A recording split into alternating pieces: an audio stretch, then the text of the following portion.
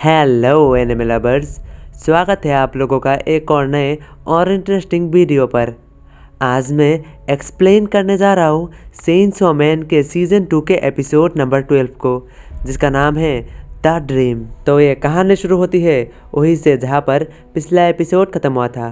पिछले एपिसोड के एंड में हम सभी ने देखा था कि माकिमा एंजल डेविल की मदद से रिजी के साथी के आर पार एक भाला कर देती है। वहीं पर साथी के आर पार भाला होने के बाद भी रिजी अपने गर्दन में लगी हुई उस रस्सी को खींचने के लिए आगे बढ़ती है, लेकिन माकिमा तुरंत ही आकर रिजी की हाथ पकड़ लेती है और वो रिजी के साथ ही ज़मीन पर बैठ जाती है।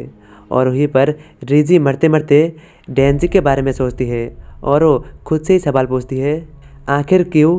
मैं जब डेंजी से पहली बार मिली थी तब मैंने आखिर उसको क्यों नहीं मारा?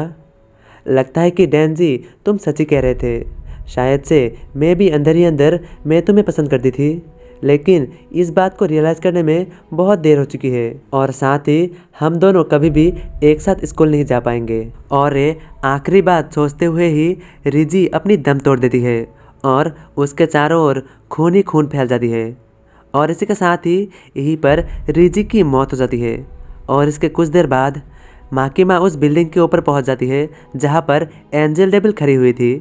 और वहां पर पहुंचकर माकिमा एंजल डेविल से सवाल पूछती है, मैंने तुमसे कहा था कि तुम अपने साथ आकी को लेके आना, लेकिन तुम अकेले ही क्यों आ गए? अच्छा, क्या ऐसी बात है कि तुम आकी के हाथों से किसी एक लड़की को नहीं मरवाना चाहते? लगता है कि तुम्हारे पास भी दिल है और तुम्हारा दिल भी पिघलता है। यह सुनकर एंजल डेविल जवाब में कहती है, आफ्टर ऑल मैं एक एंजल हूँ, इसीलिए मेरे पास भी दिल होगी और मुझे भी इंसानों की फीलिंग के बारे में पता होगी। और इसके कुछ देर बाद माकिमा वहाँ से चली जाती है और वहीं पर एंजल डेविल अकेले ही छत के ऊपर खड़ी हुई रहती है। लेकिन तभी अचानक से उसके पास एक चूहा आती है, जिसे देखकर एंजल डेविल के होठों में एक फीका सा मुस्कुराहट आती है और वो उस चूहे की ओर देखते हुए उससे सवाल पूछती है, क्या तुम मुझे सिटी के बारे में कुछ बता सकते हो? क्या सिटी सही में एक अच्छी जगह है? और उसी सेम टाइम में एक दूसरी जगह पर डेंजी को दिखाया जाता है, जो कि उसी कॉफ़ी शॉप में बैठा हुआ रहता है जहाँ पर रिजी काम करती थी। और वहाँ पर डेंजी बहुत समय से बैठा हुआ था। वहीं पर कॉफ़ी शॉप की ओनर डेंजी से कहता है, डेंजी मुझे लगता है कि तुम्हें अब जाना चाहिए, क्योंकि अभी तो मेरा शॉप को बंद करने का भी समय हो चुका है। और मैं तुम्हें एक बात बताऊँ, रिजी और तुम एक साथ अच्छे लगते हो, लेकिन तुम एक डेविल हंटर और वो एक आम लड़की है, इसीलिए तुम दोनों के बीच में नहीं बनेगी। और वहीं पर डेंजी ये सुनते ही उसका मुंह बन जाता है और साथ ही डेंजी निराश हो जाती है। लेकिन तभी अचानक से कोई आके कॉफ़ी शॉप के दरवाजे को ओपन करती है और डेंजी को लगता है कि वहाँ पर शायद से रिजी आई है और वो एक्साइटेड होते हुए तुरंत ही दरवाजे की ओर मुड़ता है। लेकिन दरवाजे पे रिजी नहीं बल्कि पावा रहती है, जो कि गाना गाते गाते वहाँ पर पहुँच चुकी रहती है। और वो डेंजी की ओर देखते हुए उसे कहती है, हाय डेंजी, मैं वापस आ गई। मैं तुम्हारी सैंड को फॉलो करते करते यहाँ पर आ चुकी हूँ। तुम यहाँ पर किसकी इंतज़ार कर रही हो? लेकिन वहीं पर डेंजी अपने सामने रिजी को ना देखकर पावर को देखकर वो फिर से उदास हो जाता है। वहीं पर पावर ये नोटिस करती है कि डेंजी उसकी किसी भी बात पर ध्यान नहीं दे रहा और वो अपने हाथ में एक फ्लावर बुके लेके बैठा हुआ है, जिसे देखते ही पावर तुरंत ही डेंजी के पास जाके बैठ जाती है और वो फूलों को सूंघते हुए उससे कहती है, डेंजी तुम इन फूलों के साथ आखिरकार यहाँ पर क्या कर रहे हो? ये फूल तो बहुत ज़्यादा खूबसूरत है और मैं भी खूबसूरत हूँ, तो क्यों ना इन सारे के सारे फूल को तुम मुझे दे दो। वहीं पर डेंजी पावर की बात सुनकर उसकी ओर देखता है और वो तुरंत ही उन फूलों को खाने लग जाता है, जो देखते ही पावर जल्दी से डेंजी को रोकने की कोशिश करते हुए कहती है, अरे यार तुम इन फूलों को क्यों खा रहे हो? इन्हें मत खाओ, ये बहुत ज़्यादा खूबसूरत है। और इसी के साथ ये चैप्टर यहीं पे ख़त्म होती है, लेकिन कोई ना, मैं अगला चैप्टर भी यहीं पे एक्सप्लेन कर देता हूँ। तो इस चैप्टर का स्टार्टिंग होता है डेंजी की उसी सपने से, जो कि हमेशा ही उसे आता है।